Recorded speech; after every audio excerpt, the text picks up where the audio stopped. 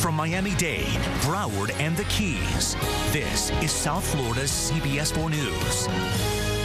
Right now at 5, convicted Ponzi schemer Scott Rothstein back in South Florida and naming names. That's according to attorneys attending today's start of Rothstein's 2-week closed-door deposition. They say Rothstein is also pledging to tell the complete truth about who else was involved in the billion-dollar fraud. More than 30 lawyers representing dozens of wronged investors will question Rothstein. CBS4's Peter Dench is at the federal courthouse in downtown Miami with new information. Peter, what'd you find out? Well, Cynthia, one attorney who's representing 50 investors says he's optimistic about what's happening here. Investors were cheated out of a total of $1.2 billion. $360 million of that in a Ponzi scheme. Now, the attorney tells us at least $100 million has been recovered so far, and he says that's just a start.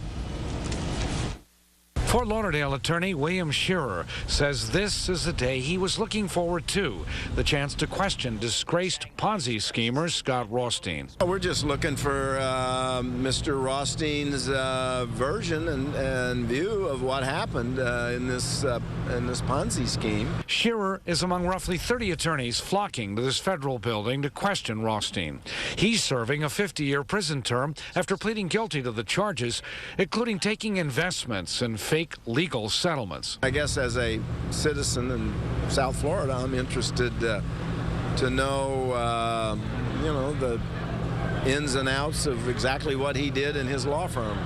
What I'm learning is saddens me for my practice of my profession. Mr. Rothstein admits to being a huge corrupter of people, of businesses, institutions.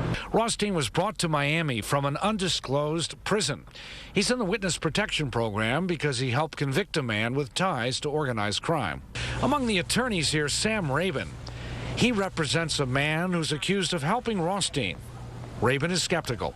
My concern is that somebody might actually believe Scott Rothstein, and that would be very scary because I don't believe this man is credible, and I don't believe he's worthy of any belief. Now, William Shearer is not allowing his investors to speak. He's also not allowed to speak about what's been happening here in these closed-door sessions. But his firm is going before a judge in Fort Lauderdale tomorrow to see if he can allow the transcripts be released every day from these sessions so everyone can find out what's happening here. We're live in Miami. Peter Dench, CBS4 News. Well, the investors watching this very closely. Peter, thank you for that live report from downtown.